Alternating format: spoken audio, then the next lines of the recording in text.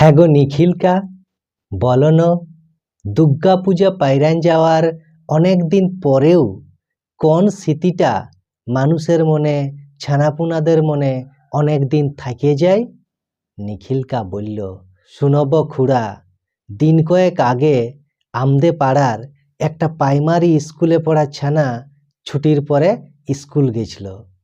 দেখলি স্কুল থেকে ছানাটা তার একটা ঠ্যাং ভাঙে নিয়ে আর ঘর এলো। আমি গেলি যে কি কারণ ছানাটার ঠ্যাংটা স্কুলে কি করে ভাঙল জানার জন্যে।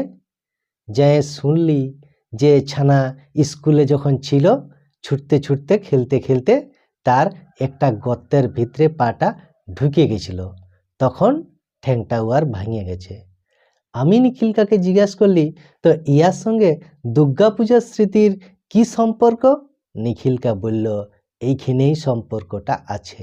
ওদের প্রাইমারি স্কুলের খিনে দুর্গা পূজার প্যান্ডেল হয়েছিল।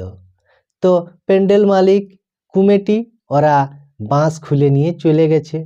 যে জায়গাগুলায় বাঁশগুলা গাড়ি ছিল সেই জায়গাগুলায় গর্ত করে করে গাড়ি ছিল, কিন্তু প্যান্ডেল খুলে নিয়ে গেলেও, মানে বাঁশগুলা উঠায় নিয়ে গেলেও কিন্তু গর্তগুলা এখনো কিন্তু সেইখানেই আছে। টুকু যে গর্তগুলা বুঝাইন দিই, সেই প্রয়োজনীয়তা কিন্তু প্যান্ডেলওয়ালা কিংবা পূজা কমিটি দুজনের কেউ ভাবে নাই। তো সেই গর্তগুলা এখনো হা করে ভালিয়ে আছে, ছানা ওইদিকে ছুটছে। তো ছানা তো ছুটবে কে, ছুটতে ছুটতে পা ভাঙিয়ে বসে আছে ছানাটা।